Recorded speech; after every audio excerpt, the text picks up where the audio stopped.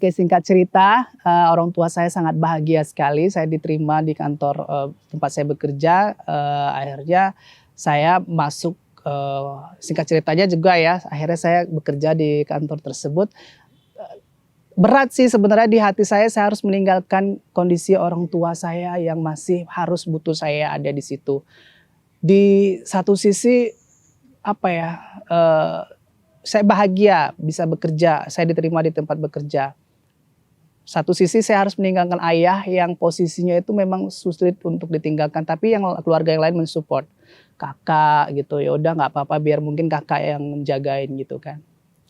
Akhirnya saya masuk ke hari pertama kerja, terus sekitar 2 minggu saya kerja gitu di kantor saya yang sekarang, di kantor Salam TV. Bapak nelpon, hari Rabu atau Selasa gitu kan. Nggak tahu kenapa dia nelpon, dia bilang, saya di rumah kan dipanggil Ahmad gitu ya. "Mat, Abah nih, udah sehat, udah sembuh," dia bilang gitu. "Jadi jangan pikirin Abah lagi, pokoknya, fokus kerja," gitu kan. Saya happy waktu itu, cuman saya agak bingung, ini beneran Abah nih gitu kan. Suaranya seperti suara anak muda, seperti abang saya gitu, saya pikir abang saya, "Iya pokoknya fokus kerja jangan pikirin Abah lagi, Abah udah sehat." Gitu, senang kan kita yang dengar terima itu senang. 2 hari kemudian di hari Kamis malam Jumat saya ditelepon Bapak udah nggak ada gitu. Itu saya sangat terpukul sekali gitu, saya berpikir gini, saya padahal ada niat gaji pertama saya tuh saya pingin belanjain dia gitu.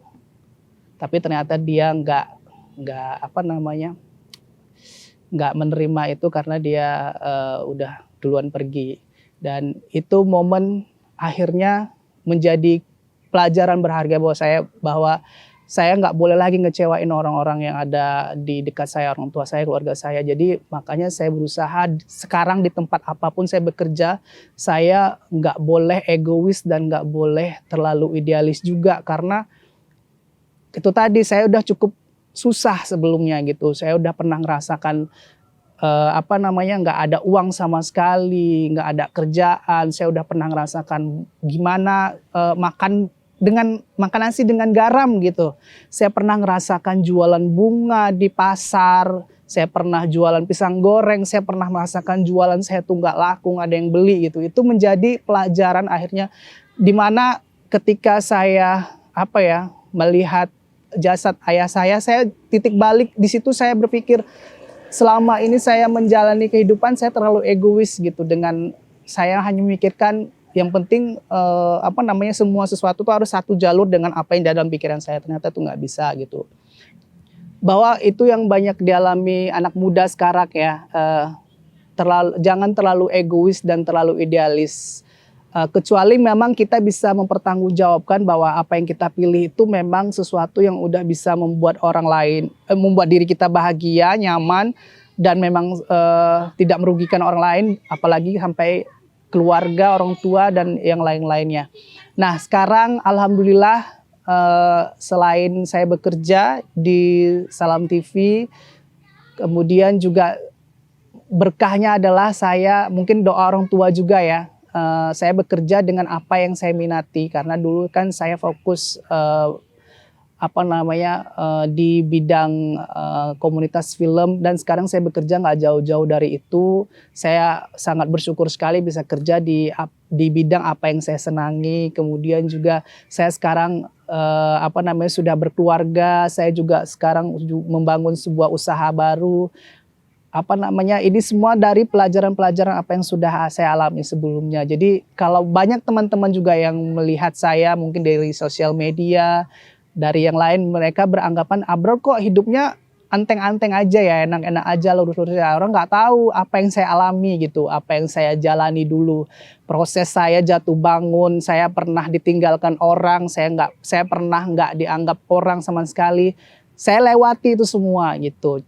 Dan itu jadi pelajaran yang sangat berharga untuk saya ke depannya menjadi, lebih baik lagi. Saya ingin hidup saya bermanfaat untuk orang lain, saya ingin bisa melakukan banyak hal tanpa merugikan orang lain, tanpa membuat orang lain merasa, apa ya, nggak nyaman gitu.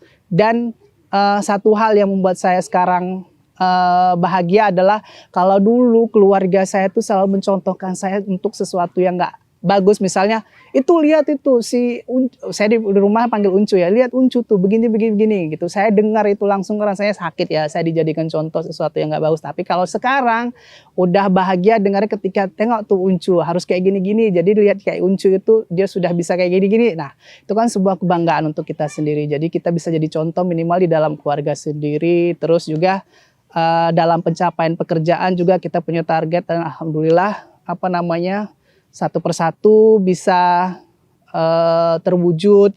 Dalam pekerjaan saya sekarang, saya pernah bermimpi ya, punya cita-cita gitu, bisa mewawancarai orang nomor 1 di Indonesia. Walaupun belum berhasil, kemarin sempat ketemu aja, tapi setidaknya mungkin Allah mengganti dengan saya pernah berhasil mewawancarai eksklusif gitu, orang nomor 1 di Sumut, belum Indonesia, tapi mudah-mudahan suatu saat nanti bisa tercapai, karena itu secara target ya untuk pekerjaan. Dan mudah-mudahan saya juga usaha saya yang saya jalani sekarang itu juga berkah, kemudian makin berkembang, dan terutama bisa menciptakan lapangan pekerjaan untuk orang lain.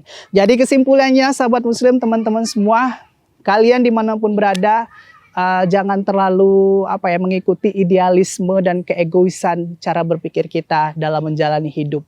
Tetap harus seimbang, kita harus lihat kiri dan kanan ada siapa di sekeliling kita gitu. Dan apa yang menjadi pilihan kita juga harus kita pertimbangkan. Kita merugikan kita enggak dan merugikan orang lain atau tidak gitu. Yang pasti tetap harus fokus, istiqomah, jujur, ikhlas, itu juga paling penting untuk kita menjalani, untuk kita menjadi pribadi yang lebih baik lagi. Mudah-mudahan bermanfaat cerita saya. Terima kasih. Assalamualaikum warahmatullahi wabarakatuh.